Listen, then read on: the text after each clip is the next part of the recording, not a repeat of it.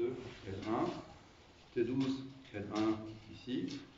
En dog technique, soit tu vas être sur T12, L1 ou un niveau au-dessus, T10, T11, d'accord? Donc c'est la charnière, c'est vraiment T12, L1, mais on peut aller jusque T10, T11.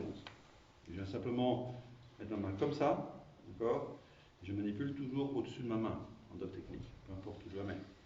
Alors, si je suis ici, c'est pour les manipuler, mon vecteur doit sortir ici. Si je suis là, mon vecteur forcément doit sortir là.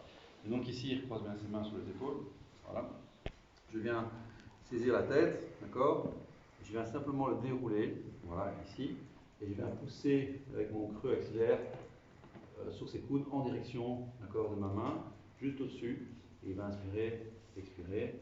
Et enfin, l'expire, voilà, on vient faire une petite impulsion. Soit avec la main en latéral, soit avec la main en hétéro-latéral, ce qu'a priori, moi je préfère, d'accord, pour venir mieux focaliser au niveau des paramètres. Là, je l'ai fait à partir de la position assise, c'est pour ça qu'on appelle ça le reverse dog. Ce n'est pas une obligation, moi je le fais souvent à partir de la position sur le dos.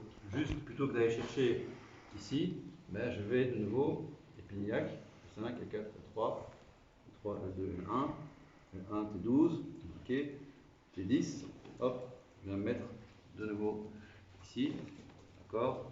Alors après, je vais partir dans l'autre sens, tac, je lève un petit peu la tête, voilà. Et là, je vais le lever ici pour revenir, après revenir, être bien positionné. Vous pouvez très bien le faire aussi comme ça. Voilà, c'est une classique, d'accord, en 3 4. Ce que j'ai déjà manipulé juste avant, c'est pour vous montrer que on cavite sans force. C'est vraiment tac, tac, tac, tac, tout simplement. Et vous pouvez faire tout le rachis thoracique, c'est-à-dire faire ce qu'on appelle un full spine, entre guillemets.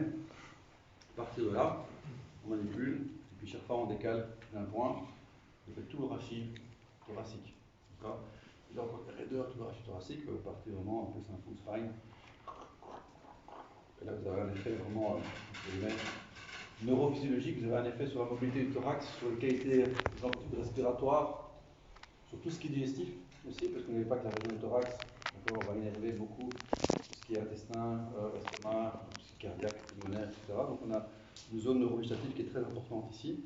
Et donc, à partir de la reverse dog ici de la charnière, on peut, si on veut, après remonter, faire technique full spine.